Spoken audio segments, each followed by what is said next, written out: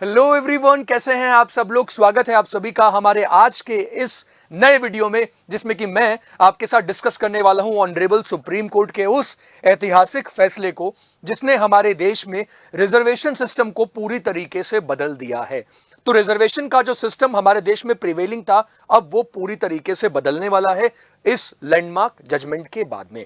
तो क्या है ये लैंडमार्क जजमेंट, क्या कहा है इस जजमेंट में ऑनरेबल सुप्रीम कोर्ट ने, और इसका हमारे देश के सोशल, पॉलिटिकल, इकोनॉमिकल एस्पेक्ट्स पे क्या इंपैक्ट पड़ेगा, उसी के बारे में इस वीडियो में मैं आपको बताने वाला हूं। पूरा वीडियो ध्यान से देखिएगा ताकि आपको इस जजमेंट के बारे में, इसके बैकग्राउंड के बारे में हर एक एस्पेक्ट आपको क्लियर हो जाए। तो चलिए स्टोरी की शुरुआत करते हैं।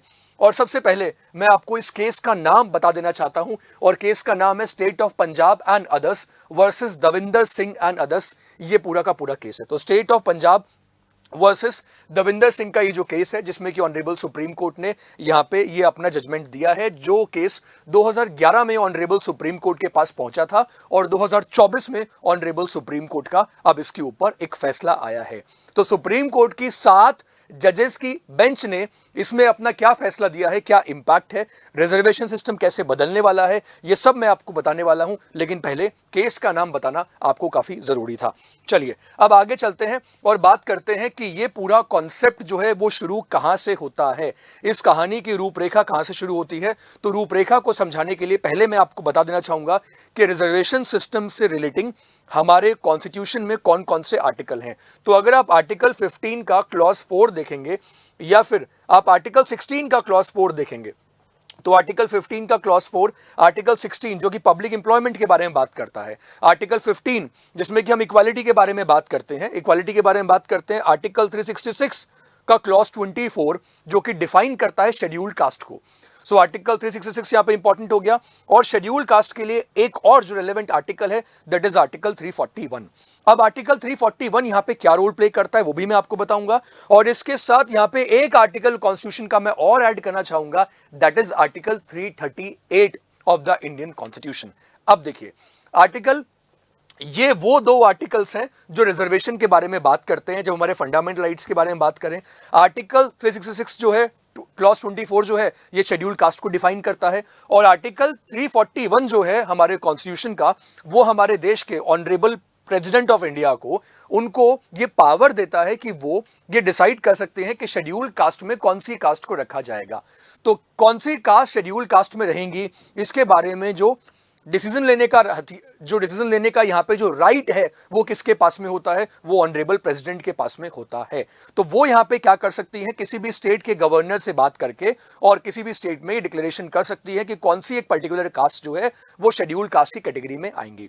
इसके साथ साथ अगर मैं बात करूं तो ये पावर लेजिस्लेचर के पास में भी है, ये पावर पार्लियामेंट के पास में भी है, जिसमें कि किसी भी कास्ट को शेड्यूल कास्ट की कैटेगरी में शामिल किया जा सकता है। तो रिजर्वेशन के अगर कॉन्सेप्ट की हम बात करें तो यहां पे आर्टिकल 341 एक बहुत इंपॉर्टेंट रोल प्ले करता है, क्योंकि ऑनरेबल सुप्रीम कोर्ट का जजमेंट जो आया है वो इसी आर्टिकल 341 के ऊपर बेस्ड है।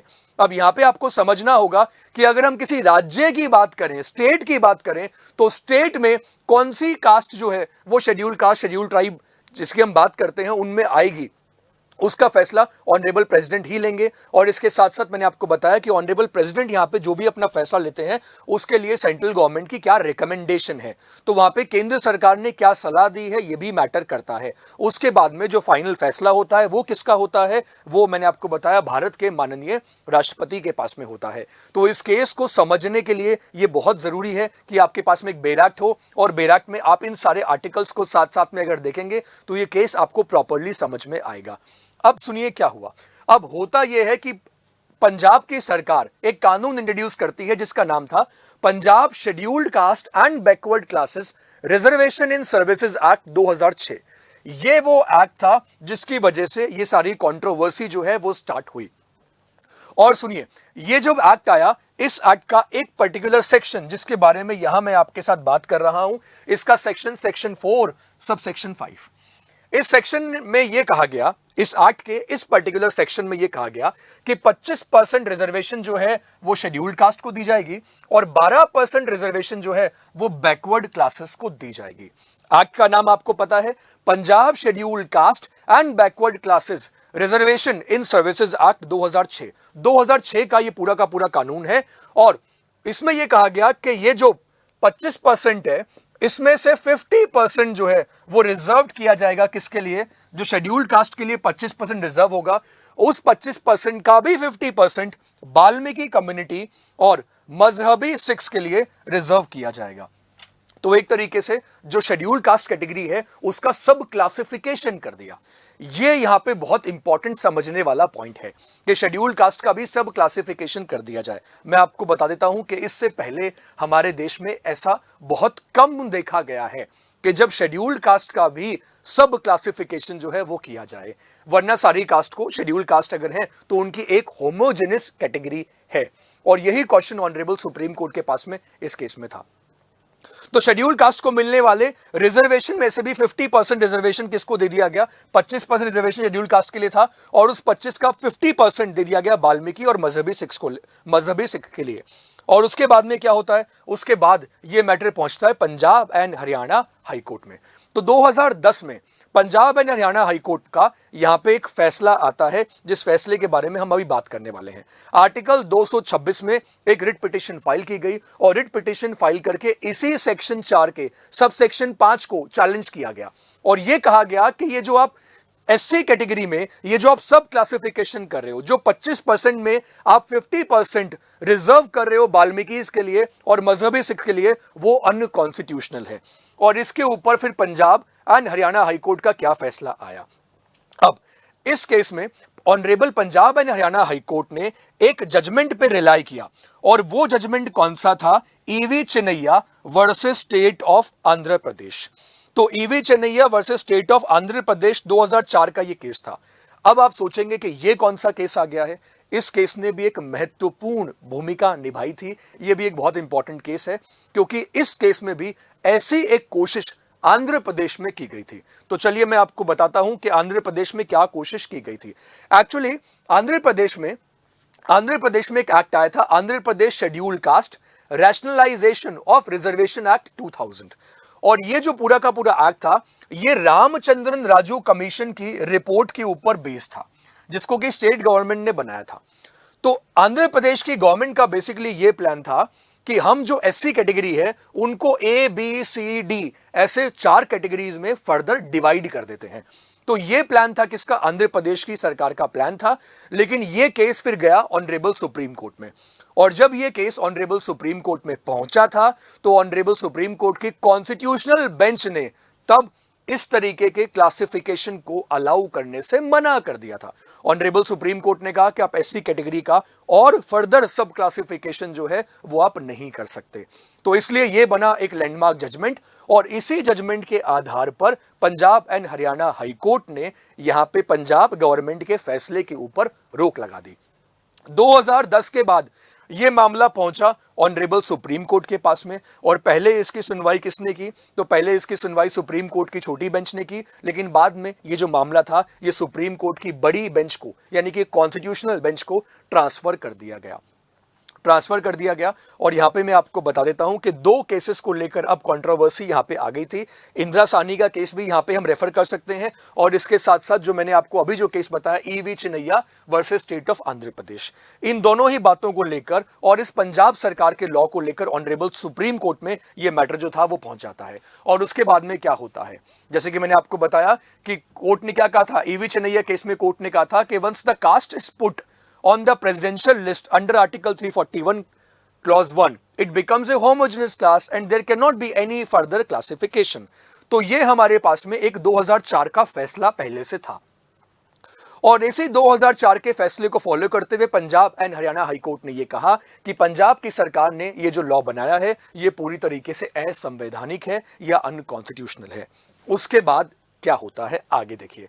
लेकिन फिर ऑनरेबल सुप्रीम कोर्ट को यह लगा कि ये जो पुराना वाला फैसला जो आया है इस फैसले को रिव्यू करने की जरूरत है और इस फैसले को ऑनरेबल सुप्रीम कोर्ट ने रिव्यू किया और रिव्यू करने के बाद में सुप्रीम कोर्ट की 7 जजेस की बेंच ने इस मामले को सुनने के बाद 6-1 से अपना फैसला दिया। राइट, तो 6 and 1 यानी कि 6 जजेस जो थे वो फेवर में थे और एक सुप्रीम कोर्ट की जज जस्टिस बेला एम त्रिवेदी वो इसके फेवर में नहीं थी।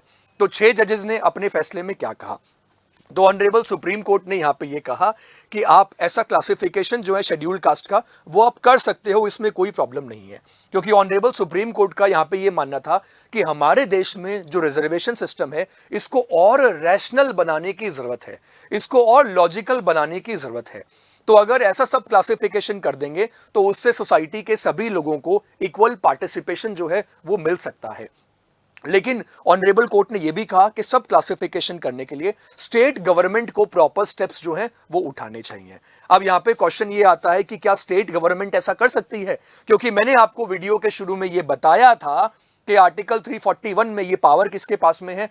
सिर्फ ऑनरेबल प्रेसिडेंट ऑफ इंडिया के पास में है। लेकिन ऑनरेबल सुप्रीम कोर्ट ने यहां पे स्टेट गवर्नमेंट के लिए यहां पे ये एवेन्यूज ओपन कर दिए और ऑनरेबल सुप्रीम कोर्ट ने कहा कि हां, राज्य सरकारें ऐसा कर सकती हैं, लेकिन राज्य सरकारों के पास ऐसा करने के लिए रीजंस होने चाहिए, सेंसस डेटा होना चाहिए, जिसके बेसिस पर वो रिजर्वेशन उन लोगों तक पहुंचा सकते हैं जो कि रियल सेंस में रिजर्वेशन डिजर्व करते हैं। तो ऐसी कैटेगरी में भी कई ऐसे लोग हैं जिनका डेवलपमेंट हो चुका है और कई ऐसे लोग हैं जिनका अभी भी डेवलपमेंट होने की जरूरत है। तो इसलिए ऐसा आप शेड्यूल कास्ट, शेड्यूल ट्राइब्स में क्लासिफिकेशन कर सकते हैं। और एक जो बहुत इंपॉर्टेंट बात कही गई उसको आप समझिएगा, लेकिन वो बताने से पहले मैं आपको बताता हूं कि सिर्फ जस्टिस बेला एम त्रिवेदी जो थी उन्होंने अपना जो जजमेंट दिया उनका जजमेंट अपोजिट था। लेकिन साथ में इस केस में एक जो बहुत इंपॉर्टेंट कॉन्सेप्ट निकल कर आया वो कॉन्सेप्ट है क्रीमी लेयर का। और जब भी हम क्रीमी लेयर की बात करते हैं तो यहाँ पे इंदिरा साहनी जी का केस के बारे में आप सब लोगों को पता होगा, या आप लोगों ने मंडल कमीशन के बारे में भी जरूर सुना होगा। तो 7 जजेस की बेंच जो थी उनमें से 4 जजेस ने यह कहा कि SC ST कैटेगरी में भी अब क्रीमी लेयर का जो कॉन्सेप्ट है वो इंट्रोड्यूस होना चाहिए। यानी कि इसका क्या मतलब हुआ? इसका मतलब मैं आपको बताता हूं कि अभी हमारे देश में जो अदर बैकवर्ड क्लास है उनमें क्रीमी लेयर का कॉन्सेप्ट है। यानी कि अगर उनकी एनुअल इनकम 8 लाख से ऊपर होती है तो उन्हें रिजर्वेशन का बेनिफिट नहीं मिलता। तो एक 8 लाख की सीलिंग लिमिट जो है वो लगा रखी है, एनुअल इनकम देखी जाती है। तो ऑनरेबल सुप्रीम कोर्ट ने यह भी कहा, 4 जजेस की बेंच ने कहा कि अगर यह सिस्टम SC ST कैटेगरी में भी इंप्लीमेंट कर दिया जाएगा तो बेहतर रहेगा। और ऐसा करने के लिए कुछ लॉजिक्स दिए गए, वो लॉजिक मैं आपके साथ में शेयर कर रहा हूं। जैसे कि ऑनरेबल सुप्रीम कोर्ट के जजेस ने अपनी ऑब्जर्वेशन में यह कहा कि अगर कोई पर्सन SC ST कैटेगरी से आता है और अगर वो एक IAS ऑफिसर बन जाता है तो उनके बच्चों के पास में बेस्ट कॉलेजेस का, बेस्ट एजुकेशन का, अच्छे स्कूलों का प्रॉपर एक्सेस होता है। और एक वो बच्चा है जिसकी फैमिली में कोई भी IAS ऑफिसर या कोई बड़ा अधिकारी नहीं है, तो वो गांव के कौन से स्कूल में पढ़ेगा? वो गांव की ग्राम पंचायत में चलने वाली स्कूल में पढ़ेगा। ये दोनों बच्चे जो हैं ये एक ही कम्युनिटी से आते हैं, एक ही कास्ट से आते हैं, लेकिन क्योंकि एक के जो फादर हैं वो एक अच्छी पोस्ट में है इसलिए वो अपने बच्चे को अच्छी एजुकेशन दे पा रहे हैं। लेकिन दूसरा व्यक्ति जो सेम कास्ट से है, लेकिन प्रॉब्लम यह है कि उसके पास में उसके फादर अच्छी पोस्ट पे नहीं है, इसलिए वो गांव की किसी छोटी सी स्कूल में पढ़ रहा है और उसके पास रिसोर्सेस का एक्सेस नहीं है। इसलिए अगर कोई ऑफिसर बन जाता है तो ऑफिसर बनने के बाद में उसकी इनकम अगर जो सीलिंग लिमिट होगी क्रीमी लेयर की उससे अगर अधिक है तो उसके बच्चों को फिर रिजर्वेशन का बेनिफिट देने की जरूरत नहीं है, बल्कि यह बेनिफिट उन लोगों को मिलना चाहिए जो रियल सेंस में इस बेनिफिट को डिजर्व करते हैं। तो ये ऑनरेबल सुप्रीम कोर्ट की एक कोशिश है, ऑनरेबल सुप्रीम कोर्ट की साइड से एक अटेम्प्ट है और ये बताने की कोशिश की गई है कि रिजर्वेशन जो है उसका एक अलग तरीके से क्लासिफिकेशन होना चाहिए ताकि देश में आरक्षण या रिजर्वेशन उन लोगों तक पहुंचे जो पहले इसको, जो रियल सेंस में इसको डिजर्व करते हैं, जिनका इस पे पहला हक है। तो 2 बातें इस जजमेंट की मैंने आपको ये बताई जो सबसे इंपॉर्टेंट है। एक तो 7 में से 6 जजेस ने यह कहा कि SC ST कैटेगरी का भी आप क्या कर सकते हो, सब क्लासिफिकेशन कर सकते हो।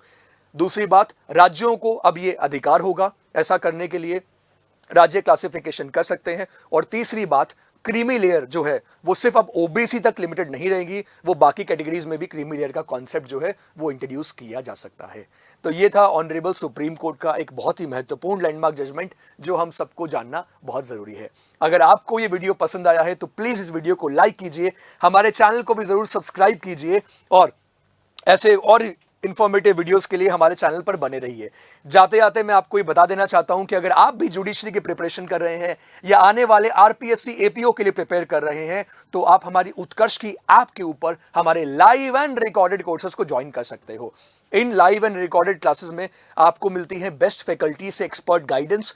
जितने भी हमारे क्लास के पीडीएफ होते हैं वो भी आपको ऐप के ऊपर मिलता है और इसके साथ साथ आप उत्कर्ष की ऐप के ऊपर आरपीएससी की टेस्ट सीरीज में भी एनरोल कर सकते हो। तो अगर आप आने वाले एपीओ एग्जामिनेशन के लिए प्रिपेयर कर रहे हो तो उत्कर्ष की ऐप के ऊपर हमारी टेस्ट सीरीज भी अवेलेबल है। इसके साथ साथ अगर आप एपीओ के लिए प्रिपरेशन करना चाहते हैं तो उत्कर्ष की ऐप के ऊपर हमारे लाइव रिकॉर्डेड कोर्सेज भी अवेलेबल हैं, जिसमें कि आपको pre, mains, major, minor, Hindi, English हर तरह की और पूरी प्रिपरेशन करवाई जाती है at a very affordable price. तो अगर आपको उत्कर्ष के कोर्सेज के बारे में और जानना है तो इस वीडियो में दिए गए डिस्क्रिप्शन में उत्कर्ष की ऐप का लिंक है, उस पर क्लिक करके आप हमारी ऐप को डाउनलोड करके हमारे कोर्सेज में एनरोल कर सकते हैं। आज के लिए इतना ही। मैं आप लोगों से मिलता हूं अपने अगले वीडियो में। Thank you so much, take care, bye bye.